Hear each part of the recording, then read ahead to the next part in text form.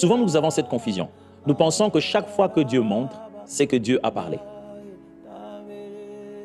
Je sais que ce n'est pas la réunion pour expliquer le prophétique, mais chaque fois que Dieu montre, il ne décide pas. Dans le prophétique, tu peux percevoir une chose qui est dans ce qu'on appelle la volonté de l'homme. C'est-à-dire, Dieu te montre les choses dont dépend ta position. Il te montre des choses qui se feront sur base de ton obéissance. Si tu obéis à la parole de l'Éternel, voici les bénédictions qui.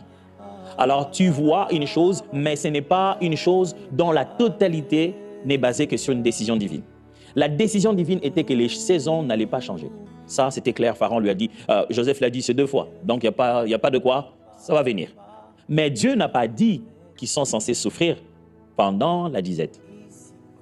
Il n'a pas dit qu'ils ne pouvaient pas survivre pendant la famine. Il dit, la famine va venir, mais c'est votre choix de vivre la famine. Il serait là en train de dire, Dieu avait dit, tenez bon les amis, Dieu avait dit qu'on allait avoir ces 7 ans de douleur, c'est normal. Dieu a dit que vous allez avoir 7 ans de douleur, mais il n'a pas dit que vous êtes obligés de souffrir 7 ans. Alors Joseph leur a expliqué que vous n'êtes pas obligés. En fait, on peut prendre ce qu'il y a dans les 7 ans d'abondance et les garder. On se nourrit, on garde le reste, et pendant les 7 autres années, même quand tout le monde n'aura rien, même quand la famine sera grave, on n'est pas obligé de ressentir ça, on aura des moyens.